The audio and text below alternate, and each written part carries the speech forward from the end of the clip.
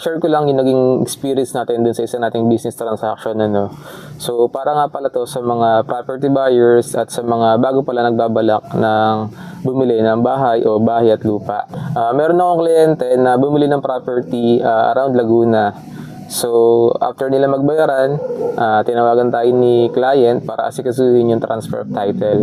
And after ko makompleto ang mga requirements, dumiretso na agad ako sa BIR for computation and transfer of taxes. Ang presyo nga pala ng property is 500,000 pesos, kaya dun sa naging compute ni BIR, ang total capital gains at documentary stamp tax ay 37,500. So, dapat yun lang sana ang babayaran ni buyer.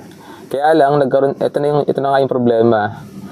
So, si seller pala ay may registered business. Inactive na ito since 2012 pa. Kaya nga lang, kapag hindi kasi tayo nag-file ng closure sa BIR, dapat tuloy-tuloy pa rin ang filing natin.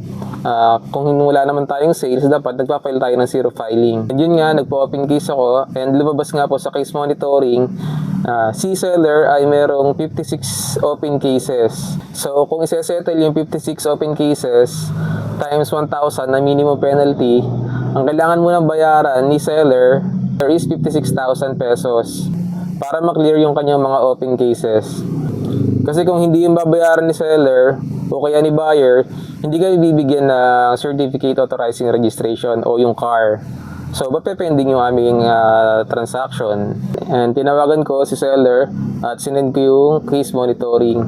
And sinabi ko sa kanya na meron siyang mga taxes na hindi na i-file at hindi siya nag-file ng formal closure sa BIR. Kaya lang, ang naging sagot ni seller is wala na daw siyang pambayad. Kasi yung pera is nagastos na niya or naipambayad niya na sa ibang mga utang.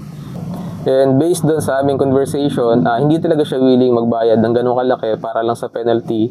Kasi nga, ini-insist niya na close na yung kanyang business noong 2012 pa. At yung natanggap niyang pera na binayad ni buyer is, sabi niya, is net na. Net of taxes. At nag-usap na nga kami ni buyer, since na hindi talaga namin kayang pigain na pagbayarin si seller doon sa mga penalties sa open cases ng kanyang business, napilitan na lang talaga si buyer na bayaran yung 56,000 na penalties.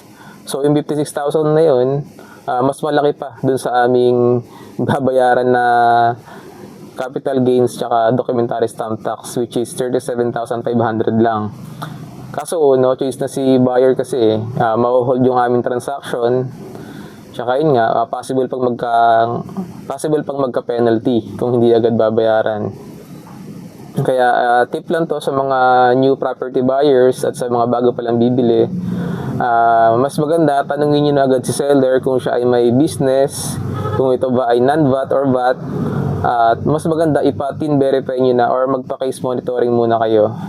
Kasi kung tulad nun, sa nangyari doon sa kliyente ko talaga, lugi pa si buyer na 56,000. Kaya mas maganda, bago mo bayaran yung property, ipa-tin verify mo muna si seller. At kung meron siyang business, mag-request ka muna ng case monitoring kung cleared ba or meron siyang kailangan bayarang penalties.